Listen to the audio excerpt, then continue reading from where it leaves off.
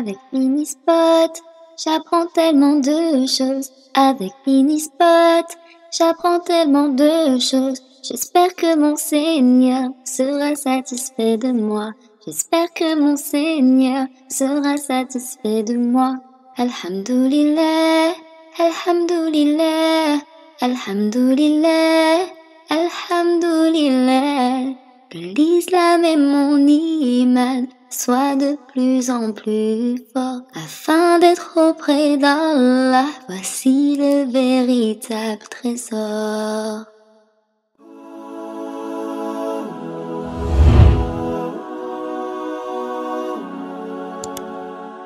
Assalamu alaikum les enfants. Aujourd'hui, Inch'Allah, nous allons voir les 5 piliers de l'islam.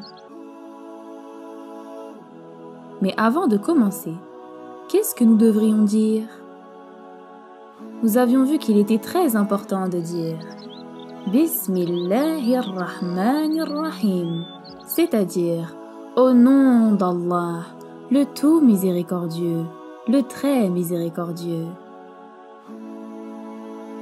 Les chers enfants, Allah subhanahu wa ta'ala a choisi pour nous l'islam, le meilleur mode de vie. Et en nous envoyant des prophètes, alayhim salam, il nous a appris notre religion. Allah subhanahu wa ta'ala dit dans la sourate Al-Ma'idah verset 3 « Aujourd'hui, j'ai parachevé pour vous votre religion et accompli sur vous mon bienfait. Et j'agrée l'islam comme religion pour vous. » Si nous respectons les règles de l'islam, nous serons sans aucun doute heureux et nous réussirons ici-bas, mais aussi dans l'au-delà. Donc les enfants, il est primordial pour nous que nous accomplissions la prière et que nous soyons proches de notre Seigneur. Ouvrons-lui nos mains dans nos invocations. Jeûnons le mois de Ramadan et montrons-lui que nous sommes endurants et forts. Donnons l'aumône et subvenons aux besoins de nos frères et sœurs. Montrons à tout le monde que l'islam est une religion de partage et de solidarité. Accomplissons le pèlerinage à la Mecque. Réunissons-nous avec tous les croyants. Les chers enfants, quels sont les 5 piliers de l'islam? Le premier pilier de l'islam est la profession de foi, c'est-à-dire la shahada. La shahada, les enfants, c'est le témoignage qu'il n'y a pas d'autre Dieu hormis Allah, qui est le seul et l'unique, et que Muhammad sallallahu alayhi wa sallam est son dernier prophète envoyé à l'humanité. La formule de shahada est Ashhadu an la ilaha illallah wa ashhadu anna Muhammad rasulullah. Ce qui veut dire je témoigne qu'il n'y a de divinité digne d'adoration hormis Allah et que Muhammad est son messager. Cette phrase est murmurée à l'oreille de chaque nouveau-né. Elle illustre le monothéisme pur. Le deuxième pilier de l'islam, ce sont les 5 prières obligatoires. Les chers enfants, nous, en tant que musulmans, nous faisons 5 prières par jour. Chacune d'elles ne demande pas plus de quelques minutes.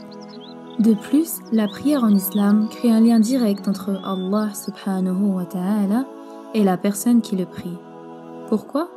Car il n'y a pas d'intermédiaire entre Allah subhanahu wa ta'ala et cette personne. Quel est le troisième pilier de l'islam?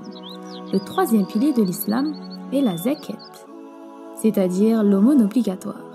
Les chers enfants, il est très important de comprendre que toute chose appartient à Allah subhanahu wa ta'ala et que les richesses ne sont donc que gérées de façon temporaire par les êtres humains. De plus, le sens premier du mot zakat est à la fois purification et croissance. La zakat signifie donner un certain pourcentage de nos biens aux nécessiteux.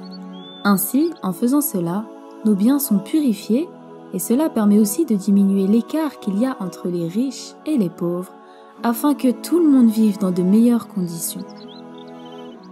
Ensuite, quel est le 4e pilier de l'islam? Le 4e pilier de l'islam est le jeûne du mois de Ramadan. Les chers enfants, comme vous le savez sûrement, chaque année, au mois de Ramadan, nous jeûnons de l'aube jusqu'au coucher du soleil en s'abstenant de manger et de boire.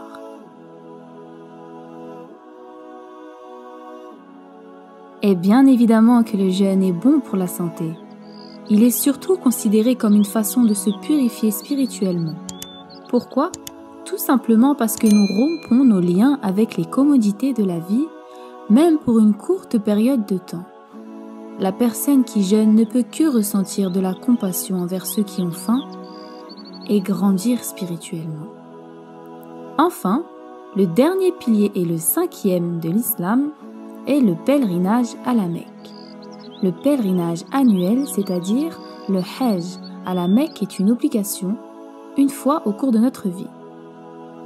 Bien sûr, c'est à condition d'être physiquement et financièrement capable de le faire. Près de 3 millions de personnes provenant des 4 coins du monde se rendent chaque année à la Mecque. Bien qu'il y ait toujours de nombreux visiteurs à la Mecque, le Hajj annuel doit être fait au 12e mois du calendrier islamique.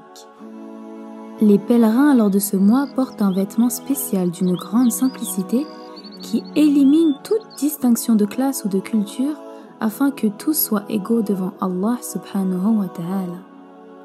Parmi les rites du Hajj, il y a l'obligation de tourner 7 fois autour de la Kaaba et de faire 7 fois l'aller-retour entre les collines de Safa et Marwa, comme l'avait fait Hajar, l'épouse du prophète Ibrahim alayhi salam, lorsqu'elle cherchait de l'eau. Ensuite, les pèlerins se rejoignent à Arafat, où ils prient Allah subhanahu wa ta'ala et lui demandent pardon. Pour beaucoup, ce moment fait penser à un aperçu du jour du jugement.